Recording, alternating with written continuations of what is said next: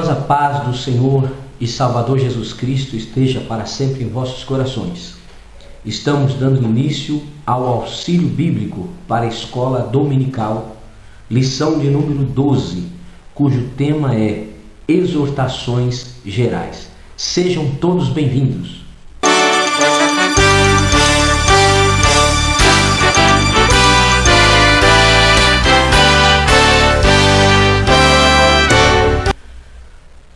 Hoje estaremos estudando uma lição preciosíssima que serve para a nossa edificação espiritual e ministerial. O tema que vamos tratar hoje fala sobre exortações que servem de referência cristã. O apóstolo Paulo, ao escrever a Tito, ele dá algumas recomendações importantíssimas a partir do capítulo 2, tratando de diversas áreas espirituais e ministeriais e principalmente em relação ao relacionamento do líder para com os membros da igreja e vice-versa. Nós podemos entender que o apóstolo Paulo nos revela que ele era muito cuidadoso com a igreja local que estava sob a sua responsabilidade. Ele não apenas se preocupava com a doutrina, com o ensino da palavra de Deus, com a exortação de caráter espiritual propriamente dito, muito diferente de alguns obreiros ou líderes que não têm sensibilidade para valorizar o lado humano da igreja ou das pessoas. O apóstolo Paulo, mais uma vez, em sua carta a Tito, ele tece considerações e ensinos semelhantes a que ele escreveu a carta a Timóteo, com algumas ressalvas, pois ele está atuante e considera algumas faixas etárias de crentes em Jesus Cristo. O apóstolo Paulo, ele novamente, ao escrever a Tito, seu fiel companheiro e cooperador, o seu verdadeiro filho na fé, ele exorta acerca do tratamento humano e fraternal que deve ser dado a diversas classes de pessoas, não só como cristãs, membros de uma igreja local, mas como pessoas com suas carências e necessidades emocionais e físicas. Há pessoas que, na liderança de uma igreja, voltam-se mais para os adultos e acabam se esquecendo dos jovens, adolescentes e crianças e enfim. Então Paulo, ele vai tratar sobre isso. E com base nesse tema, podemos fazer algumas perguntas como estas: como as pessoas devem ser tratadas em nossa igreja local? Os nossos idosos são tratados como merecem? As crianças recebem a atenção que lhes é devida? E os jovens e os adolescentes recebem a devida atenção? Pode-se falar com os idosos da mesma maneira que falamos com os nossos colegas?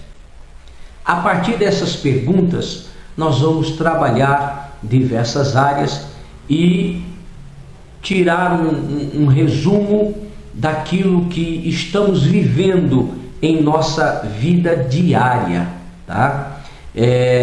O apóstolo Paulo, ele está tratando essas questões, ele está exortando a Tito em relação a como tratar as diferentes pessoas na igreja. E este ensino com certeza pode e deve ser contextualizado para a nossa realidade, para os nossos dias atuais.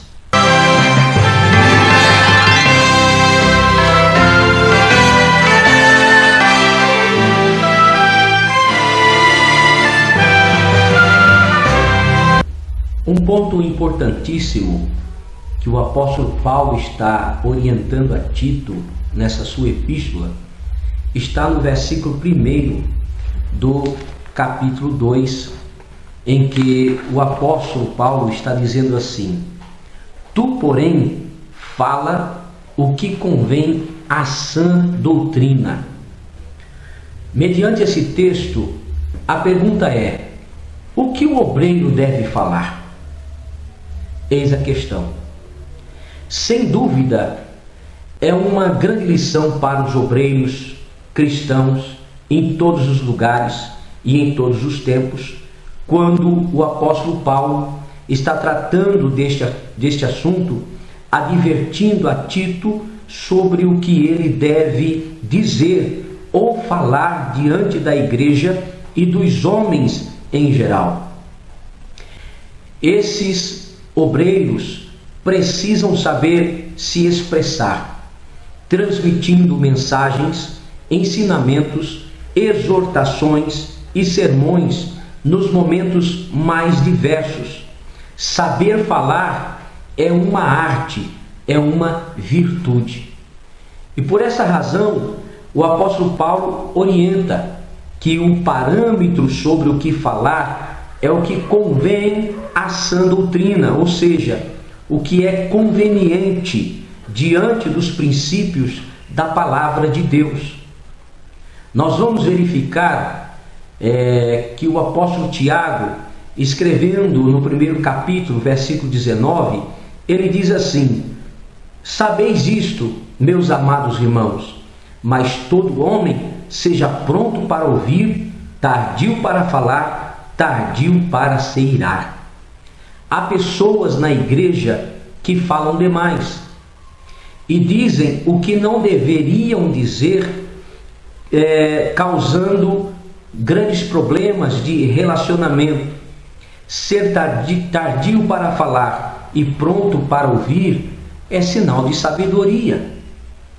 O falar do crente em Jesus é mais ainda do obreiro, do líder que está diante da igreja, deve ser sério e de acordo com os ditames da palavra de Deus. O púlpito é um lugar de grande responsabilidade para quem dele faz uso, porque a mensagem deve glorificar a Deus e ser motivo de glorificação no ministério pastoral. Por isso que é importante salientarmos que tanto a pregação como o ensino são dois ministérios específicos dados à igreja para ajudar a preparar todo o povo de Deus para o serviço cristão e para levar a igreja inteira à união e à maturidade. Por isso que é importante analisarmos isto segundo Efésios capítulo 4, nos versículos 12 a 13. É interessante que tenhamos equilíbrio. Ao ministrar às pessoas, há uma necessidade de equilíbrio que é de grande importância.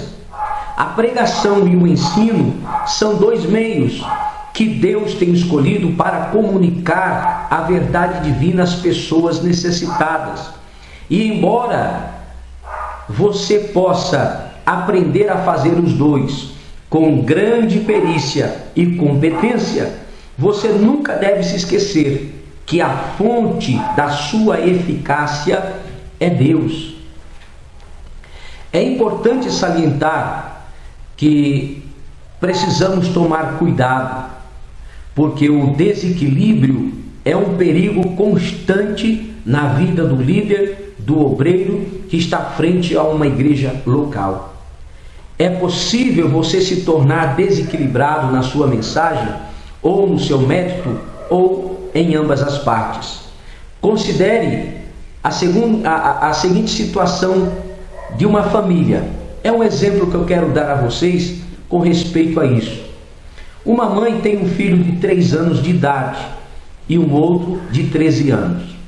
O filho menor tem um apetite razoavelmente bom, mas gosta principalmente de comidas suaves e macias. O filho mais velho gosta de todo tipo de alimento, tantos quanto ele consegue comer. Gosta de carne, que em alguns casos é difícil de comer. Por amar os dois filhos, a mãe, por amar os dois filhos, ela procura incluir no cardápio diário, sempre que possível, aquelas coisas que atraem e nutrem os dois. Porque esses dois filhos precisam crescer e desenvolver-se. Como pessoa que ministra, você terá essa mesma situação repetida num sentido espiritual em uma igreja. À medida que algumas pessoas amadurecem, outras nascerão de novo e começarão a sua nova vida em Cristo Jesus.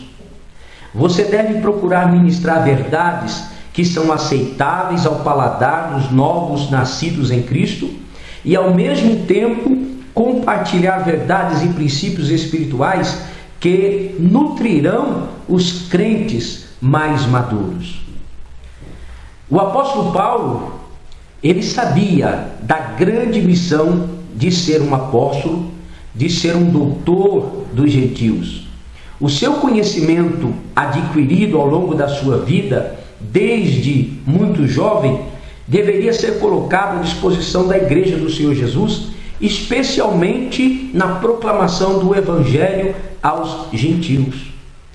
Por esta razão, o servo de Deus precisa ter muito cuidado para não falar coisas inconvenientes.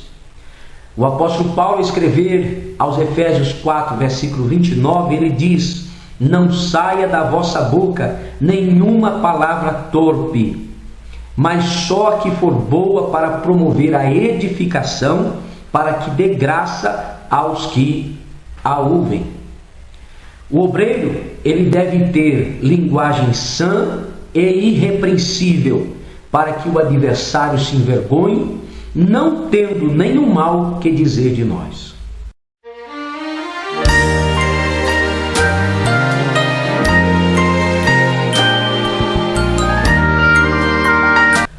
Nós vamos verificar que a partir do versículo 2, o apóstolo Paulo vai dar algumas exortações aos idosos, aos jovens e também os servos. A partir deste versículo, até o versículo de número 10, o apóstolo Paulo, ele dá como que um medicamento ou um remédio que evita alguns tipos de enfermidades. Ou seja, esses versículos são como uma proteção espiritual. O apóstolo Paulo, ele fornece aqui uma extensa seção de instruções a vários grupos de crentes com relação ao seu caráter e conduta. Por exemplo, no versículo 2, o apóstolo Paulo vai dizer o seguinte: os velhos que sejam sóbrios, graves, prudentes, sãos na fé, na caridade e na paciência. Aqui a pergunta é a seguinte: como os velhos devem se portar? O apóstolo Paulo, ele está tratando exatamente esta área. É importante salientar que a palavra grega para velhos vem do grego presbites, e para mulheres idosas vem do grego presbites. Confere no capítulo 2, versículo 3, quando encontramos também a palavra grega para mulheres idosas, é a palavra presbítera. Em 1 Timóteo, capítulo 5, verso 2, está relacionada a palavra grega empregada em Tito, no capítulo 1, versículo 5, para presbíteros, que é traduzido do grego presbíteros. Todas essas palavras são derivadas da raiz léxica presbi, ou seja, velho. Nos círculos judaicos e cristãos, é frequentemente difícil distinguir entre a designação da idade e o título do ofício. Todas as palavras também podem ser traduzidas como presbítero, podendo ser aplicado tanto a homens como a mulheres. Então nós vamos verificar que, concernente a como os velhos devem se portar, com certeza uma das coisas mais constrangedoras é ver uma pessoa idosa agindo de modo ridículo ou inconveniente. Os velhos crentes, conforme o ensino do apóstolo Paulo, devem ser sóbrios, isto é, simples, modestos, sem exageros. Alguns, por causa da sua formação deficiente, comportam-se de modo contrário a essa doutrina. Mas os idosos, conforme Paulo ensina, devem ser graves, ou seja, respeitosos, sérios e decentes. Isso não quer dizer que o idoso crente deve ser uma pessoa de cara fechada, tá? Ranzinza, intolerante, mas eles devem saber se relacionar com todas as pessoas, especialmente com os de menos idade. Os velhos crentes, conforme Paulo ensina, devem ser prudentes, sinônimo de cautelosos, devem ser sãos na fé, o que significa que devem ter segurança na sua maneira de crer e de ver as verdades e práticas cristãs. Devem ainda, conforme o apóstolo Paulo ensina a Tito, devem ser eles sãos na caridade e na paciência. Por vezes, a velhice torna-se inconveniente para algumas pessoas e falta-lhes a paciência no relacionamento com os outros. As doenças, os distúrbios próprios da idade avançada provocam com certeza alterações psicológicas ou emocionais que tornam os velhos intolerantes, grosseiros e até agressivos. Mas é preciso saber administrar esse importante estado da vida humana. As pessoas mais novas na igreja ou na família precisam ter consciência disso, saber tratar com os idosos que têm problemas emocionais ou físicos.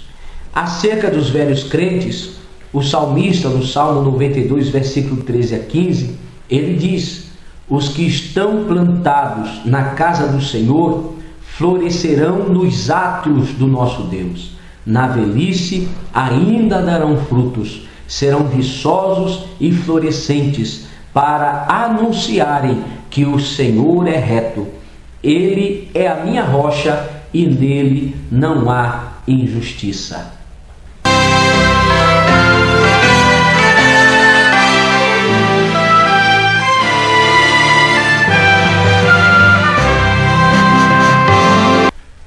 Dando continuidade ao mesmo assunto, o apóstolo Paulo também vai tratar sobre a posição e o relacionamento das mulheres idosas concernente às mulheres mais novas. Ou seja, mulheres idosas com mais de 60 anos são pessoas que têm vivência e experiências de grande valor para serem exemplo para gerações mais novas. A santidade que se requer de todos os crentes impõe que sejam sérias no seu viver. Devem essas mulheres ser santas, que não andem com atitudes e maus exemplos na igreja e fora dela. Essas mulheres não devem de forma alguma ser caluniadoras, do grego diabolos. Elas não devem ser caluniadoras. Como Paulo também diz, não devem ser dadas a muito vinho, o que indica que naquela época, a época de Paulo, o tomar vinho não era condenável, desde que fosse de forma moderada. Mas, em relação a isso, é melhor evitar o uso de vinho alcoolizado, porque um bom suco de uva integral, puro, tem o mesmo êxito, o mesmo efeito sobre a saúde e evita inconvenientes de ultrapassar o limite da sobriedade. É por isso que Paulo e também nós recomendamos a que não se tome vinho. Concernente às mulheres mais novas, estas deveriam aprender com as mais idosas. O que mais nos chama a atenção quanto ao comportamento a ser vivido pelas mulheres cristãs idosas é que elas devem ser mestras do bem, é o que Paulo ensina. Elas devem ser mestras para as mulheres mais novas. Estas devem ter um comportamento exemplar à altura de quem é nova criatura e vive em conformidade com os princípios cristãos. As mulheres, conforme Paulo ensina, elas devem ser moderadas. Ou seja, uma mulher exagerada, uma mulher exibida, excêntrica, que gosta de aparecer, não condiz à modéstia cristã, conforme já estudamos em 1 Timóteo, capítulo 2, versículo 9. Essas mulheres devem ser castas, ou seja, puras, que demonstrem comportamento cristão sério e não carnal ou impuro. Elas devem ser boas donas de casa, qualidade de grande valor para uma esposa cristã que deve saber administrar bem o seu lar. Lembrando no que diz o sábio Salomão, em Provérbios 14, verso 1, que a mulher sábia edifica a casa, mas que a tola a destrói. Isto é muito sério. Então as mulheres cristãs devem ter essas qualidades em sua vida, a fim de que a palavra de Deus não seja blasfemada.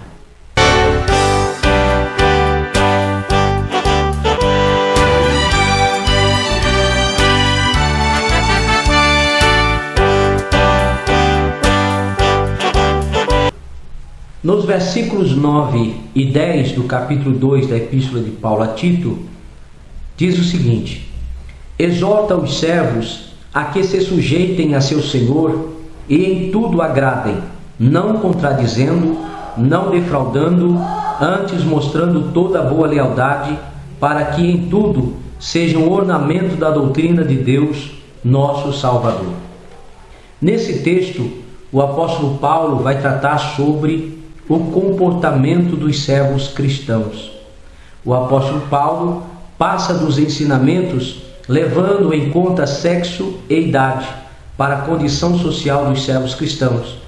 Naquela época havia a escravidão. De acordo com o dicionário bíblico, o Wycliffe, diz o seguinte: nas cidades helenizadas do período do Novo Testamento, os escravos constituíam uma grande parte da população. O Senhor Jesus ministrou aos escravos, servos romanos, e frequentemente mencionou os servos em seus ensinos e parábolas, porém nunca criticou a instituição da escravidão. Muitos escravos da época eram homens bem educados que haviam sido capturados ou que fracassaram nos dias de escassez. Eles eram capazes de dirigir grandes propriedades e negócios. Então, se confirma o fato de que naquela época de Paulo havia a escravidão. E como não podia eliminar tal tipo de relação entre patrão e empregados, o apóstolo Paulo procura disciplinar essa relação de trabalho e de condição social. Quando ele escreve a Tito, ele se refere apenas ao comportamento dos servos perante os seus senhores. É preciso, conforme o comentarista diz, pontuar o assunto e questionar com sabedoria. Por exemplo, se um patrão quer que uma serva cristã aceite adulterar ou prostituir-se com ele, ela deve aceitar? De forma alguma. O apóstolo Paulo ensina que os servos não devem contradizer ou defraudar os seus senhores. Aqui existem dois aspectos. Se for necessário e em defesa da sua fé, um servo ou uma serva cristã pode contradizer exigências descabidas de qualquer patrão. Não deve contradizer ou se contrapor às exigências normais e legais da relação trabalhista. No aspecto da não defraudação, ele está plenamente correto, pois defraudar é sinônimo de roubar, o que é alheio. E segundo o apóstolo Paulo, os servos crentes, devem comportar-se nesse padrão, para que em tudo seja um ornamento da doutrina de Deus, o nosso Salvador. O apóstolo Paulo, ao escrever a sua epístola aos Colossenses, ele pontua o seguinte, capítulo 3, versículo 22. Vós, servos, obedecei em tudo a vosso Senhor, segundo a carne, não servindo só na aparência, como para agradar aos homens, mas em simplicidade de coração, temendo a Deus. E tudo quanto fizerdes, fazei-o de todo o coração, como ao Senhor, e não aos homens, sabendo que recebereis do Senhor o galardão da herança, porque a Cristo, o Senhor, o servis. E nos dias atuais, há uma necessidade muito grande de pastores e líderes orientar os servos, os empregados ou funcionários na igreja e a saberem se conduzir perante os seus patrões. Esta é uma necessidade muito grande. O apóstolo Paulo ensina os escravos a viverem de modo cristão, na sua situação inditosa, conforme o comentário da Bíblia de Estudo Pentecostal. Em lugar nenhum, o apóstolo Paulo mostra que o relacionamento escravo-senhor é ordenado por Deus, e nem que deve se perpetuar. Pelo contrário, ele semeia as sementes da abolição da escravidão em Filemão, nos versículos 10, 12, 14, 15 a 17, versículo 21, e nesse interim procura equilibrar a situação, visando o benefício tanto dos senhores quanto dos escravos.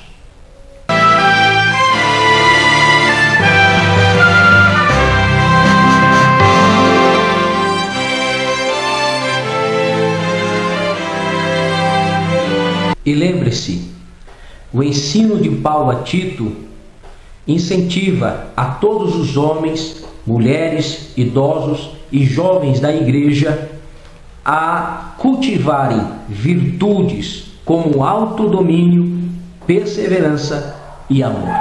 Que Deus abençoe a todos e até a próxima.